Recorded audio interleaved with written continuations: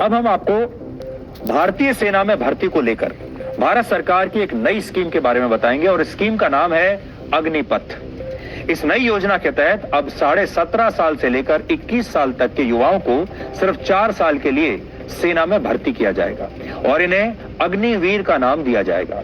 और हर साल सेना के तीनों अंगों में लगभग 50,000 अग्निवीरों की भर्ती होगी और इस नए कदम से भारतीय सेना की औसत आयु 32 वर्ष से घटकर अब 26 वर्ष हो जाएगी। यानी भारतीय जवान जो है, भारतीय सेना की जो आयु है, भारतीय सेना अब जवान हो जाएगी और पेंशन का खर्चा भी काफी हद तक बचेगा। यानी इसमें आधुनिकीकरण भी है और पैसे की बचत भी है। इस योजना को हम आपको 5 पॉइंट्स में समझाएंगे और आप चाहें तो ये जानकारी नोट कर सकते हैं क्योंकि ये बहुत महत्वपूर्ण है। पहला पॉइंट, ये योजना तीनों सेनाओं की भर्तियों पर लागू होगी, यानी नेवी, एयरफोर्स और भारतीय सेना।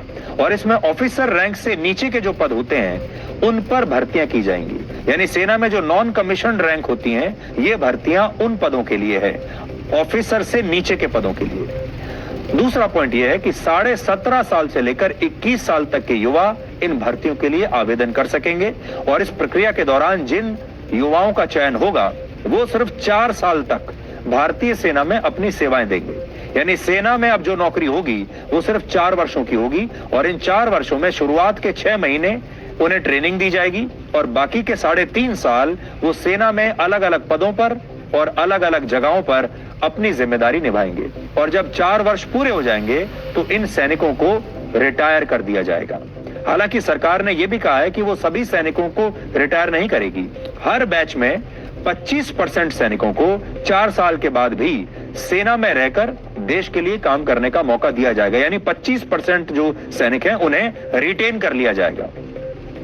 और आप इसे ऐसे समझिए कि अगर सरकार ने एक बैच में 20,000 सैनिकों की भर्ती की है तो 4 साल के बाद इन 20,000 में से 5,000 सैनिक 4 साल के बाद भी सेना में जारी रखेंगे अपनी सेवाओं को, सेना में रह पाएंगे, उनकी नौकरी बची रहेगी, जबकि 15,000 सैनिक 4 साल के बाद रिटायर हो जाएंगे। तीसरा पॉइंट, रिटायरमेंट के बाद सरकार इन अग्निवीरों को एक अच्छा पैकेज देगी, आर्थिक पैकेज देगी, जिसे आप रिटायरमेंट पैकेज भी कह सकते हैं। इसलिए अब आप ये देखिए कि इन सैनिकों को तनख्वाह कितनी मिलेगी और इनका रिटायरमेंट पैकेज क्या होगा। पहले वर्ष में इन अग्निवीरों को हर महीने 30,000 रुपए के आसपास तनख्वाह मिलेगी, जिसमें से 21,000 रुपए इन्हें नकद मिलेंगे और 9,000 रुपए यानी सैलरी का 30% हिस्सा इनके रिटायरमेंट फंड में जमा हो जाएगा।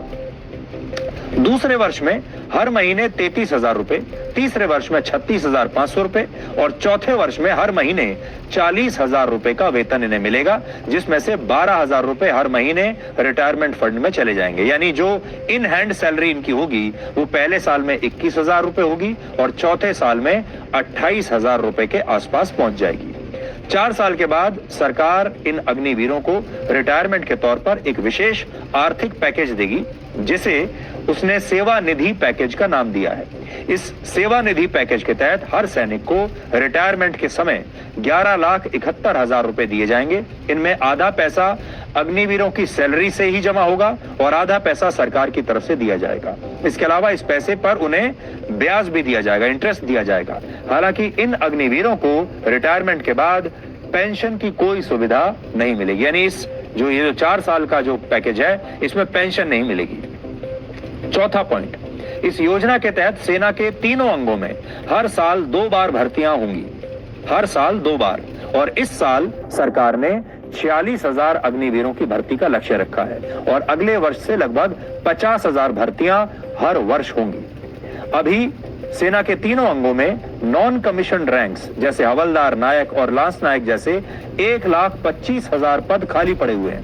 हालांकि इनमें कुछ पद जूनियर कमीशन ऑफिसर्स के भी हैं। इसके अलावा कमीशन ऑफिसर्स के लगभग 10,000 पद सेना के तीनों अंगों में इस समय रिक्त पड़े हुए हैं, जिन्हें सरकार ने अगले कुछ वर्षों में भरने का लक्ष्य रखा है। कुल मिलाकर अगर आप देखें तो भारतीय सेना में इस समय लगभग 1.5 लाख वैकेंसीज हैं। इस समय भारत के पास दुनिया की दूसरी सबसे बड़ी सेना है। चीन के पास 20 लाख सैनिकों की फौज है, भारत के पास 14.5 लाख सैनिकों की फौज है, अमेरिका के पास 13,90,000 सैनिक हैं और रशिया के पास 8.5 लाख सक्रिय सैनिक हैं उनकी सेना में। सरकार ने यह भी कहा है कि वो इन अग्निवीरों को एक खास सर्टिफिकेट भी देगी, जिसके आधार पर उन्हें अपना कारोबार, अपना बिजनेस, अपना काम शुरू करने के लिए बैंकों से बहुत आसान शर्तों पर लोन भी मिल जाएगा, अगर वो इस सर्टिफिकेट को दिखाएंगे। इसके अलावा प्राइवेट क्षेत्र में भी उन्हें आसानी से इस सर्टिफिकेट के बाद नौकरियां मिल जाएंगी। और आखिरी पॉइंट ये भर्तियां ऑल इंडिया मेरिट बेसिस पर होंगी। अब तक सेना में अंग्रेजों के जमाने का एक रेजिमेंट सिस्टम चला आ रहा था, जिसके तहत जाति और क्षेत्र के आधार पर सैनिकों की भर्ती हुआ करती थी, जैसे Maratha regiment, Jat regiment, Sikh regiment, Gorkha और राजपूत रेजिमेंट भारतीय सेना में है। ऐसी बहुत सारी रेजिमेंट्स हैं। अब तक इन रेजिमेंट्स में भर्ती के लिए जाति और क्षेत्र को महत्व दिया जाता था, लेकिन अब यह बंद हो जाएगा। अब भारत का कोई भी नागरिक किसी भी रेजिमेंट में भर्ती हो सकेगा और सरकार ने कहा है कि अगले 10 वर्षों में सेना से अंग्रेजों के जमाने का रेजिमेंट सिस्टम समाप्त हो जाएगा और सेना में अब तक का ये सबसे बड़ा बदलाव होगा। Presenting B News app, available on Google Play and App Store.